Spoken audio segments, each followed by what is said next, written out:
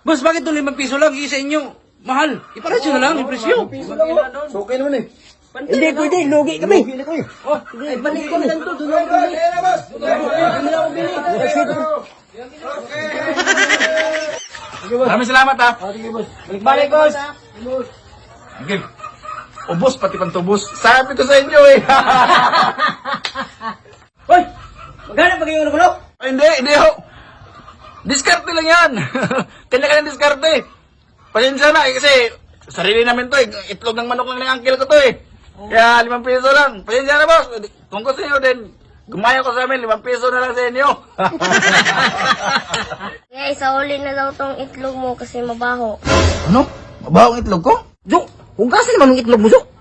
Kasi masisira tayo sa customer natin. Hindi ang itlog ko. Yung itlog mo. Yung itlog na itinitinda natin.